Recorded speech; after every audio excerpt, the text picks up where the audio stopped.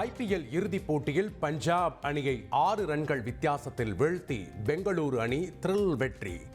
18 வருட IPL வரலாற்றில் முதல் முறையாக கோப்பையை வென்று அசத்தல்.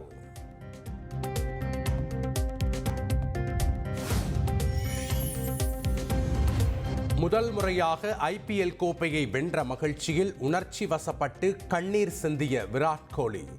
போட்டி முடிவதற்கு முன்பே ஆனந்த கண்ணீரில் திளைத்த நெகிழ்ச்சியான தருணம்.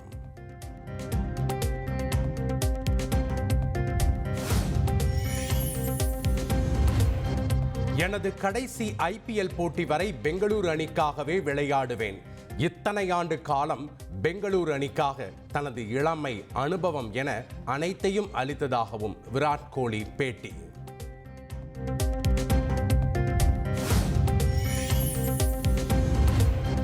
IPL தொடரில் சாம்பியன் பட்டம் வென்ற பெங்களூரு அணிக்கு 20 கோடி ரூபாய் பரிசு தொகை. பெங்களூருவிடம் தோல்வியடைந்த பஞ்சாப் அணிக்கு சுமார் 12.5 கோடி ரூபாய் பரிசு தொகை வழங்கப்பட்டது.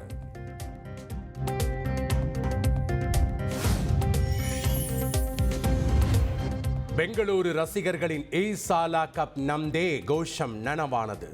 சாலைகளில் திரண்டு பட்டாசு வெடித்து நடனமாடி உற்சாக கொண்டாட்டம்.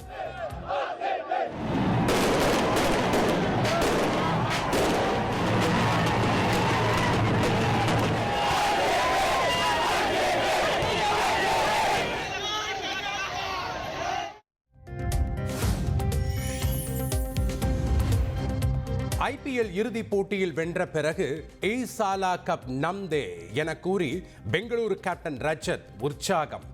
இத்தனை ஆண்டு காலம் காத்திருந்த ரசிகர்களுக்கு நன்றி எனவும் உருக்கம்.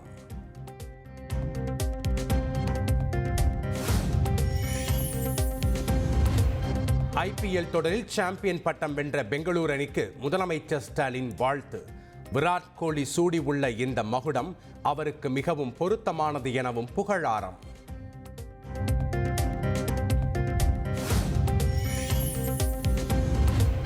இரண்டாயிரத்து 25 IPL தொடரின் ஃபேர் பிளே விருதை வென்றது தோனி தலைமையிலான சென்னை சூப்பர் கிங்ஸ் அணி. கிரிக்கெட்டின் மேன்மையையும் அறத்தையும் சிறப்பாக கடைபிடித்ததற்காக விருது வழங்கப்பட்ட நிலையில் ரசிகர்கள் மகிழ்ச்சி.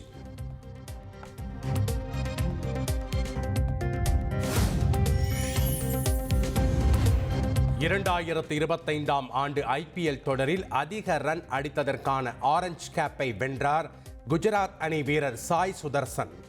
15 போட்டிகளில் 1 சதம், 6 அரை சதத்துடன் 759 ரன்கள் குவித்து அதிக ரன்கள் அடித்த பேட்டர்கள் பட்டியலில் முதலிடம்.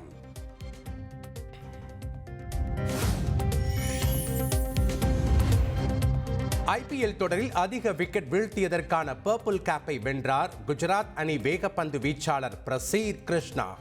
15 போட்டிகளில் 25 விக்கெட்டுகளை சாய்த்து அசத்தல்.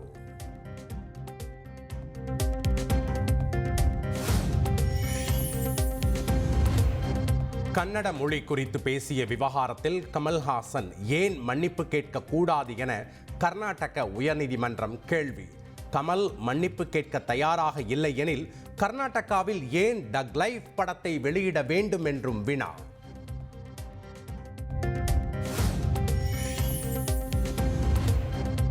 கன்னட மொழி குறித்து பேசிய விவகாரத்தில் கமல் மன்னிப்பு கேட்க அவரது ஈகோ தடுக்கிறதா என நீதிபதி கேள்வி. மன்னிப்பு கேட்டே ஆக வேண்டும் என நீதிமன்றம் கூறவில்லை, திரைப்பட சம்மேளன அமைப்பு கேட்கிறது என்றும் கருத்து.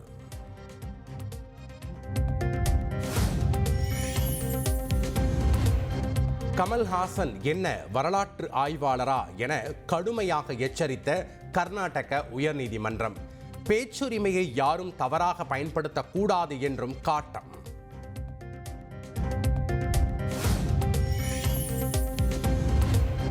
கமல்ஹாசனால் நடிகர் சிவராஜ்குமாருக்கு நெருக்கடி ஏற்பட்டுள்ளது என கர்நாடக உயர்நீதிமன்றம் கருத்து. எந்த அடிப்படையில் தமிழில் இருந்து கன்னட மொழி பிறந்தது என கூறினீர்கள் எனவும் கேள்வி.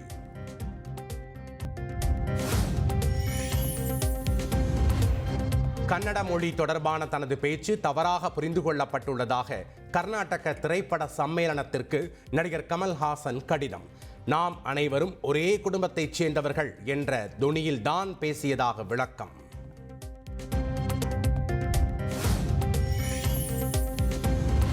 தனது பேச்சு குறித்த தவறான புரிதல் தற்காலிகமானதுதான் என்று கமல்ஹாசன் கருத்து. நமது பரஸ்பர அன்பையும் மரியாதையையும் மீண்டும் வலியுறுத்த ஒரு வாய்ப்பு என்று மனதார நம்புவதாகவும் கடிதம்.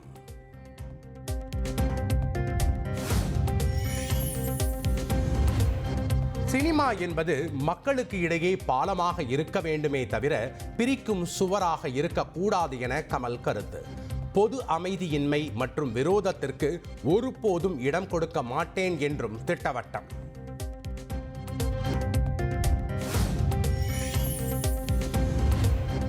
கன்னட மொழி குறித்து நடிகர் கமல் பேசிய விவகாரம் தொடர்பான வழக்கு வரும் 10ஆம் தேதிக்கு ஒத்திவைப்பு. கமல் தரப்பு ஒரு வார காலம் அவகாசம் கேட்டிருந்த நிலையில் கர்நாடக உயர்நீதிமன்றம் உத்தரவு.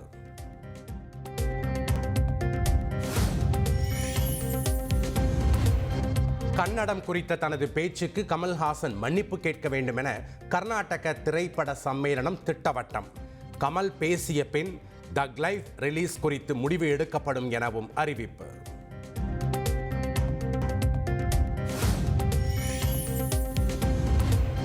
நீதிமன்றத்திற்கு மதிப்பளித்து கமல்ஹாசன் மன்னிப்பு கேட்பார் என கர்நாடக துணை முதல்வர் டி.கே. சிவகுமார் நம்பிக்கை. கமல் விவகாரத்தை வைத்து சாதி மதம் என்ற வேறுபாடுகளை காட்ட முயற்சித்தால் கடுமையான நடவடிக்கை எடுக்கப்படும் என்றும் எச்சரிக்கை.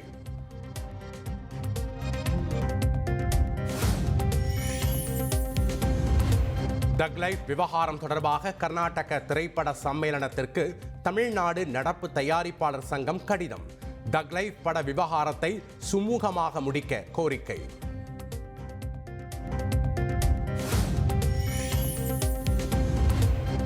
தமிழக பல்கலைக்கழகங்களுக்கு துணைவேந்தரை நியமிக்கும் அதிகாரத்தை மாநில அரசுக்கு வழங்கும் சட்டத்துக்கு உயர்நீதிமன்றம் விதித்த இடைக்கால தடை. இடைக்கால தடையை எதிர்த்து உச்சநீதிமன்றத்தில் தமிழ்நாடு அரசு மேல்முறையீட்டு மனு தாக்கல்.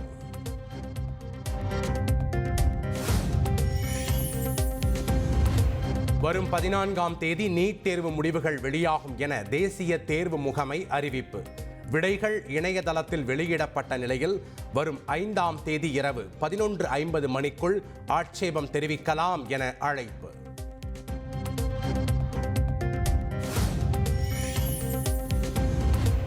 மின்தடை காரணமாக நீட் தேர்வில் எந்த பாதிப்பும் ஏற்படவில்லை என சென்னை உயர்நீதிமன்றத்தில் மத்திய அரசு விளக்கம்.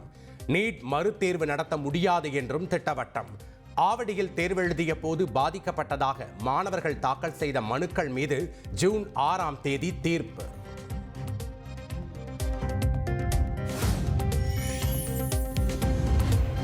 சென்னை எழும்பூர், கீழ்ப்பாக்கம், புரசைவாக்கம் உள்ளிட்ட பகுதிகளில் திடீர் மழை.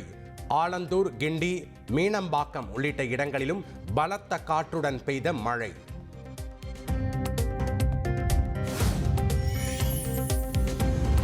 தமிழகத்தில் வருகிற 9ஆம் தேதி வரை மிதமான மழை பெய்யும். சென்னை வானிலை ஆய்வு மையம் கணிப்பு.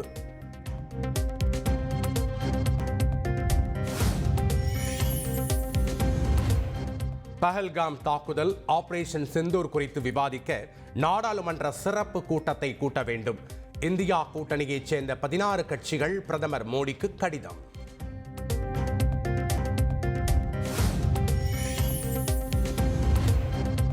ரூபாய் 500 நோட்டுகளை ரிசர்வ் வங்கி படிப்படியாக திரும்ப பெற உள்ளதாக வெளியான தகவலுக்கு மத்திய அரசு மறுப்பு. 500 ரூபாய் நோட்டுகள் தொடர்ந்து சட்டப்பூர்வமாக செல்லுபடியாகும் என விளக்கம்.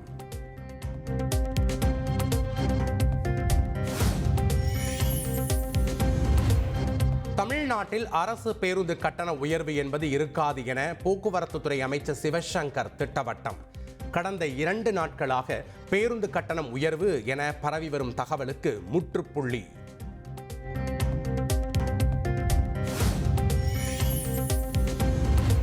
முகூர்த்தம், பக்ரீத் மற்றும் வார இறுதி நாட்களை முன்னிட்டு தமிழ்நாடு அரசு போக்குவரத்து கழகம் சார்பில் சிறப்பு பேருந்துகள் வெள்ளி, சனியில் சென்னையிலிருந்து வெளி மாவட்டங்களுக்கும், ஞாயிற்றுக்கிழமை பிற இடங்களில் இருந்து சென்னைக்கும் இயக்கப்படும் என அறிவிப்பு.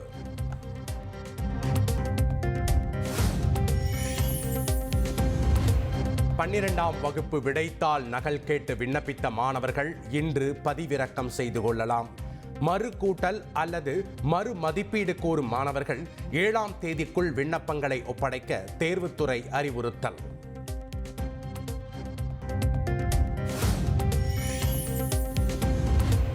பத்து மற்றும் 12ஆம் வகுப்பில் வெற்றி பெற்ற மாணவர்களுக்கு தாவேகா சார்பில் கல்வி விருது வழங்கும் விழா. 2ஆம் கட்டமாக இன்று நடைபெறும் விழாவில் மாணவர்களை கௌரவிக்கிறார் தாவேகா தலைவர் விஜய்.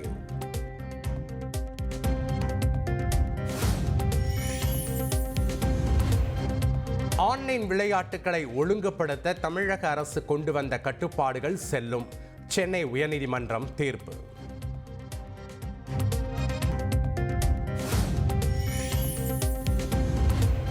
நீட் முதுநிலை தேர்வை ஆகஸ்ட் 3ஆம் தேதிக்கு தள்ளி வைக்க அனுமதி கோரி உச்சநீதிமன்றத்தில் மனு தாக்கல். நிர்வாக காரணங்களை சுட்டிக்காட்டி தேசிய தேர்வுகள் வாரியம் மனு தாக்கல் செய்தது.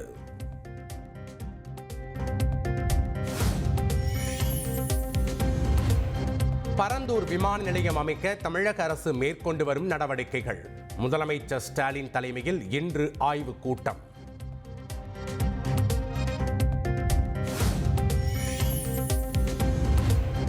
மதுரை காமராஜர் பல்கலைக்கழகம் உள்ளிட்ட பல்கலைக்கழக பேராசிரியர்களுக்கு 6 மாதமாக சம்பள பாக்கி என ஏபிஎஸ் குற்றச்சாட்டு. நிர்வாக பிரச்சனைகளால் நடப்பாண்டில் மாணவர் சேர்க்கை கடுமையாக குறைந்துள்ளதாகவும் விமர்சனம்.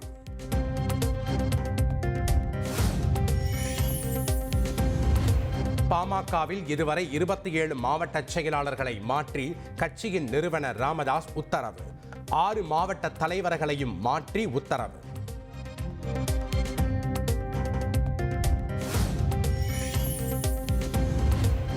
ஞானசேகரனிடம் பேசிய காவல் ஆய்வாளர் யார் என பாஜக மூத்த தலைவர் அண்ணாமலை சரமாரி கேள்வி. 14ஆம் தேதி போடப்பட்ட எஃப்ஐஆர் குறித்த விவரங்கள் இன்னும் ரகசியமாகவே உள்ளது என்றும் குற்றச்சாட்டு.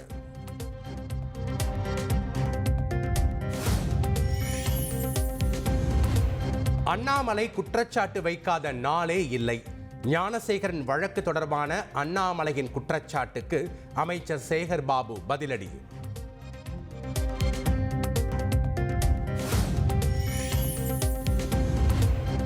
ஜனநாயகன் திரைப்படத்தின் படப்பிடிப்பு முடிவடைந்த நிலையில் தீவிர அரசியலில் ஈடுபடும் விஜய். விரைவில் மாவட்ட செயலாளர்களை தனித்தனியாக சந்திக்கிறார் விஜய்.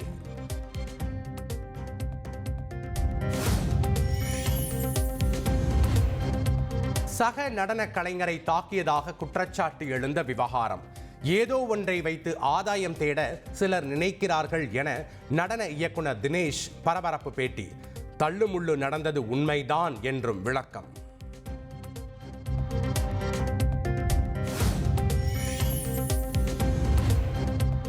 பாஸ்போர்ட்டில் கணவன் மனைவி பெயரை நீக்கவோ அல்லது சேர்க்கவோ இனி திருமணச் சான்றிதழ் தேவையில்லை. மத்திய வெளியுறவுத்துறை அறிவிப்பு.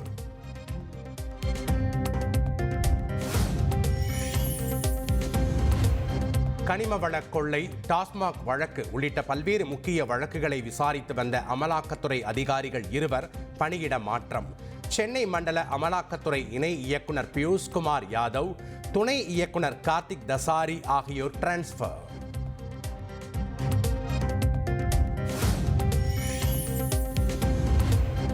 ஆபரேஷன் சிந்தூர் தொடர்பாக வெளிநாடுகளுக்கு எடுத்துரைக்க இந்திய அரசு சார்பில் சென்ற திமுக எம்பி கனிமொழி சென்னை திரும்பினார்.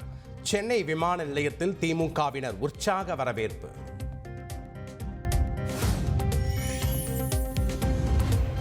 சேலம் மாவட்டம் ஆத்தூர் அருகே நண்பனிடம் கொடுத்த 150 ரூபாயை திருப்பி கேட்டதால் ஆத்திரம். நண்பர்களோடு சேர்ந்து கூலி தொழிலாளியை கோவில் தூணில் கட்டி வைத்து சரமாரியாக தாக்கியதோடு கத்தியால் குத்தி கொன்ற கொடூரம். 5 பேரை கைது செய்து போலீசார் விசாரணை.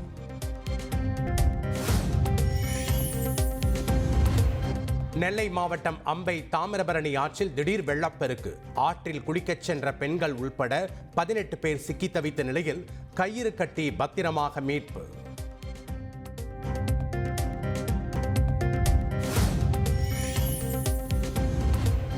கணவர் இறந்தாலும் மனைவிக்கு கணவரின் வீட்டில் வசிக்க உரிமை உண்டு என கேரள உயர்நீதிமன்றம் தீர்ப்பு.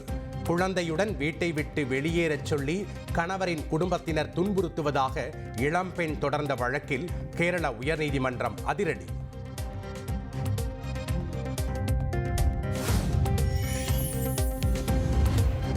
வேலூர் அருகே சாத்கர் மலையில் வேட்டைக்கு சென்றவர் நாட்டு துப்பாக்கி சுட்டதில் உயிரிழப்பு.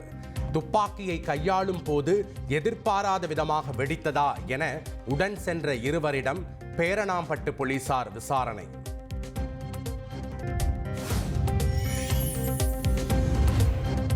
அகமதாபாத்தில் நடைபெற்ற IPL இறுதிப் போட்டி தொடக்க நிகழ்வில் இந்திய ராணுவத்திற்கு மரியாதை.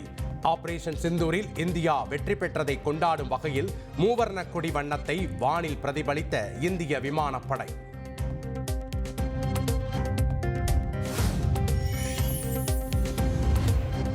IPL தொடரில் சாம்பியன் பட்டம் வென்ற பெங்களூரு அணிக்கு கிரிக்கெட் ஜாம்பவான் சச்சின் டெண்டுல்கர் வாழ்த்து. சிறப்பாக விளையாடிய பெங்களூரு அணியினர் சாம்பியன் பட்டம் வெல்ல தகுதியானவர்கள் என புகழாரம்.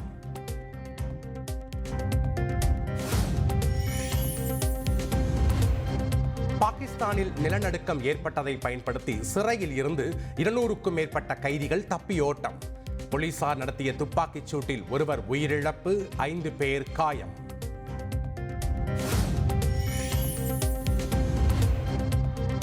சென்னை எண்ணூரில் இருந்து பிராட்வே சென்ற மாநகர பேருந்தின் கதவு கழண்டு தொங்கியதால் பரபரப்பு. பேருந்தின் கதவை பிடித்துக்கொண்டு ஆபத்தான முறையில் பயணித்த மாணவர்கள்.